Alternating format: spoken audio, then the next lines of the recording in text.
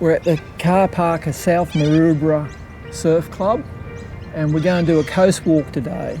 This coast walk can be one of the most frustrating walks you ever do.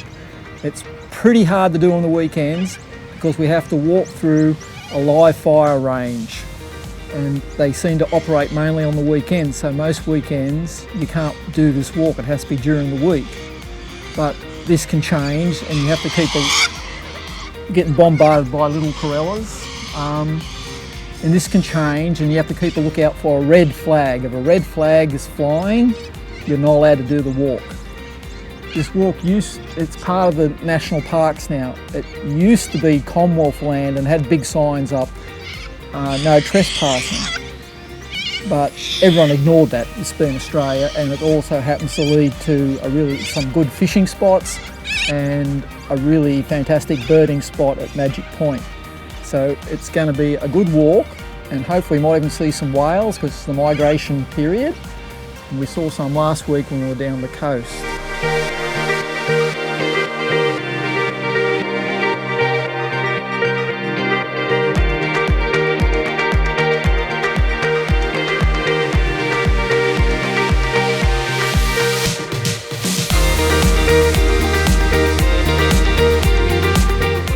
We're walking on the track now from the end of the car park. You just walk to the southern end of the car park, follow the footpath, and you walk on this track, dirt road, whatever you want to call it, on the outskirts of the firing range. This walk's quite interesting because you'll see quite a lot of different things here. It's also, you might see the whales. It's also home to one of the most dangerous sports in the world, which will fill you in a bit later on, leave you in suspense.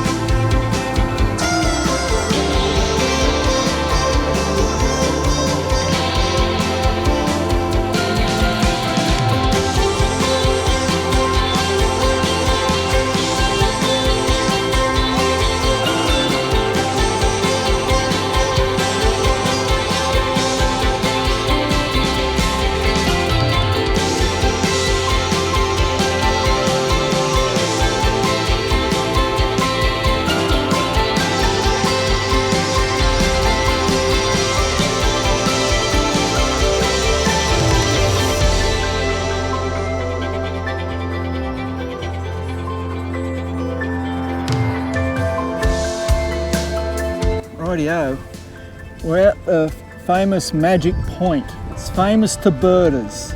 It's really windy today, and birders would love this type of weather. It's when it was Commonwealth land, you weren't allowed out here, and quite respectable people would break the law to come out here and see birds. Now, what's the birds they were trying to see, Catherine? Albatrosses, petrels, gannets. Yeah, big offshore birds you normally don't see. You have to go on a boat and go off over the horizon to see them. But when it's really windy, they come in here and go along the cliff edges. So this is one of the best spots around the Sydney area to see the birds. So all these people who would law-abiding citizens will break the law, sneak out here for a chance to spot some of these birds that you might not otherwise get to see. And at the moment, can't see any birds, but there's lots of people diving all around. There's all people out in sea kayaks and canoes, diving, free diving by the look of it. Very interesting. You might remember from one of my other famous documentaries where I did that wonderful gigantic walk down the south coast from Bundeena to, where did I go? Waterfall, that's the place. Yeah, that's where I went. Anyway, on that I was talking about some of the coastal defences and installations along the coast, but down there they all got blown up, no one wanted them, and some of them fallen into the sea. But around Maroubra, around the headland here, they're still intact in a lot of places. This is one of the observation posts, as you can see. Other people might think, knowing this is Maroubra, might think it's a one-bedroom apartment with ocean views, which leases for $1 million a year or something. But no, it's actually an old lookout post from World War II. You can say more on that later on.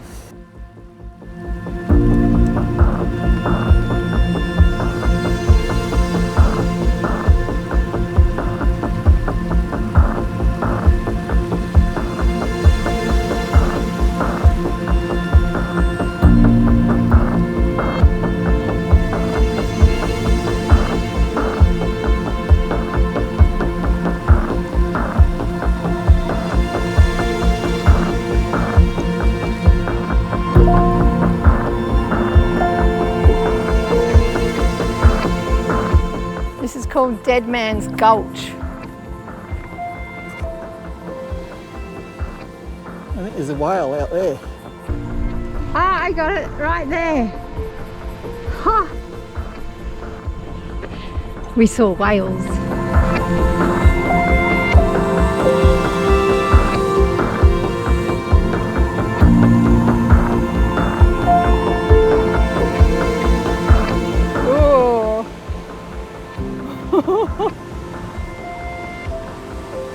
Right, before I was alluding about, one of the most dangerous sports pastime you can participate in the world is actually out here and along the whole coast of Australia.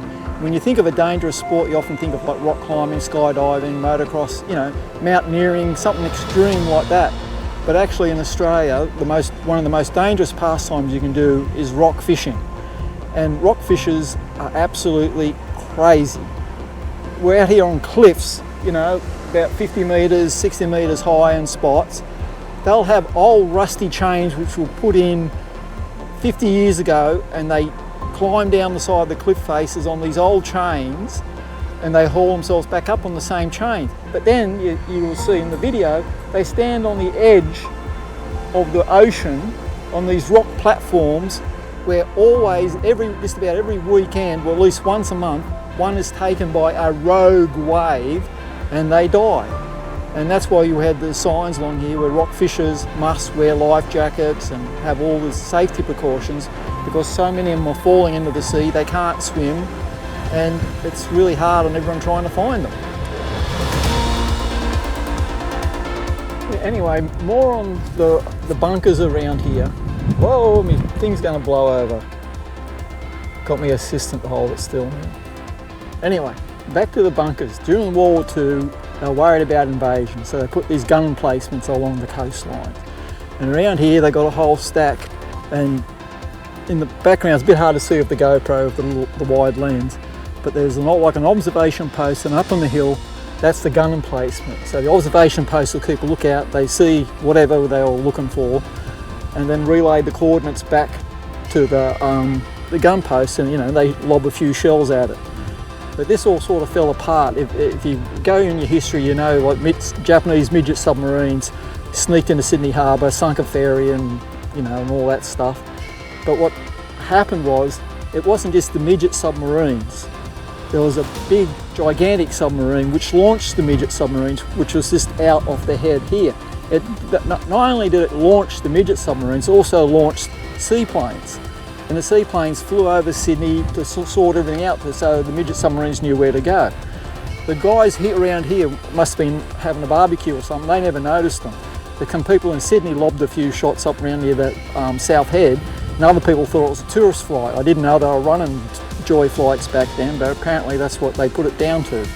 So none of these people saw the submarines off the coast here launching planes and submarines, but one person did see them. Quite interesting, down the south coast, a guy called Major Jim, who was a major in the First World War, famous horseman from down the Bundeena area.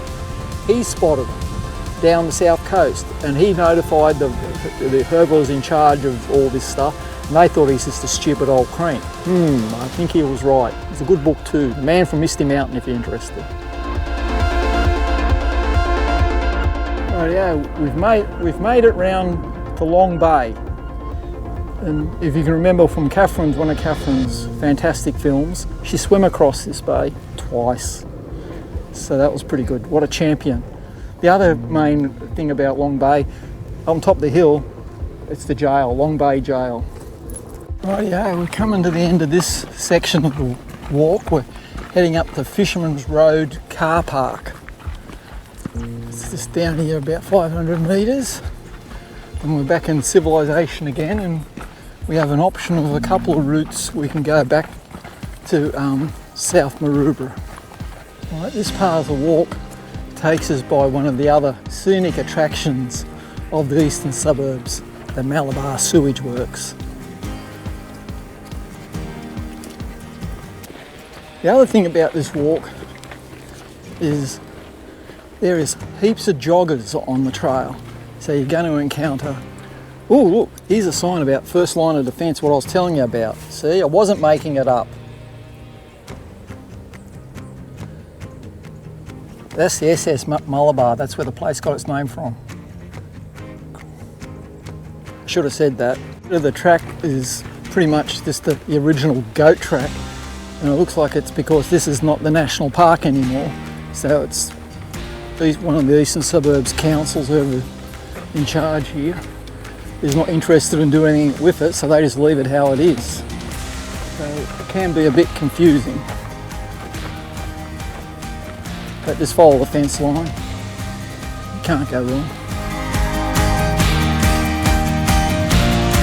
When you finally make it to here, you're greeted with a lovely fragrance, which is locally known as, what's that big French word for smelly stuff? Pong. What? Pong. Pong? It's Chinese. Eau de cologne. Eau de cologne, that's the word. Eau de cologne Malabar. That's right. I remember that. Right. There's no signs or anything where the track goes from here, so you basically just walk down the fence line of the sewage treatment place. I think they call it water recovery something. Oh wait, there's something dead here. Oh, that's a bird's head. Bird's had its head bitten off. I think they're filming that. She's filming a dead bird. I was identifying it. Look, there's more of the bird. Looks like it was a shearwater. Yeah, poor thing. Yeah, anyway, so you just basically follow the fence and you cut through this park here. Now, yeah, when you get up here, you got some options. Anzac Parade is just up the hill, and there's a bus stop just up there. So you can walk up the hill and catch a bus back to Maroubra. Or there's another two options to continue walking. You can continue walking around here, and depending on the day and the planets align and everything, you can either do the National Park walk, which goes around the outside of the rifle range, or if they're not shooting, you can walk through the rifle range. So we're going to see if we can walk through the rifle range and see what see if we can get through that way. Last time we went through there was a couple of cops in a beach buggy hooming around. So we'll have to see if something like that's going on. The gates up the other place were closed, so we're going along the National Park route. You can see it passes through all these sports fields and all the crazy dog walkers.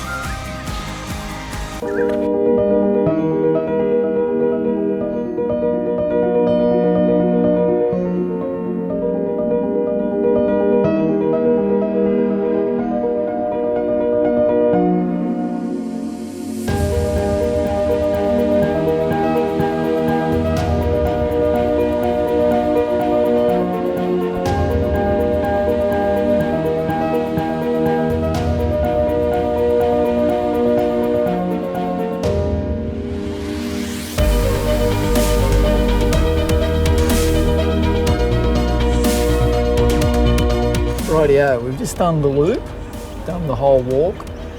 It's one of those few walks in Sydney where you can easily access by public transport, even though it's incredibly frustrating trying to work out what days it open.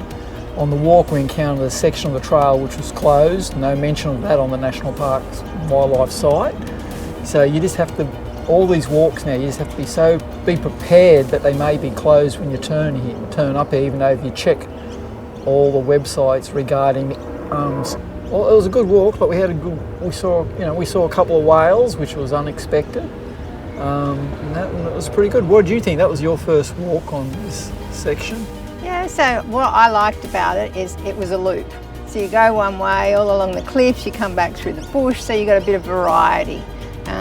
Heaps of views. It was easy because most of the way there was that, what's that path called? Whatever it is, National Park Duckboard Path. So it was pretty easy. We went off a few spots into the cliffs to explore, but yeah, it was pretty easy walking. And yeah, this time of year, summer, well, spring, early summer, lots of flowers out, lots of birds around. Yeah, so I liked it. Yeah. Also too, if you want, you can bring your cosy, you can have a swim here. at Maroubra or around Malabar or both. You know, when you finish off the walk to the yacht, jump down on the beach, go down and have a swim. Yeah, I think Malabar's really good for swimming because it's flat. Yeah. And here's really good if you like waves. Yeah, so you got your choice.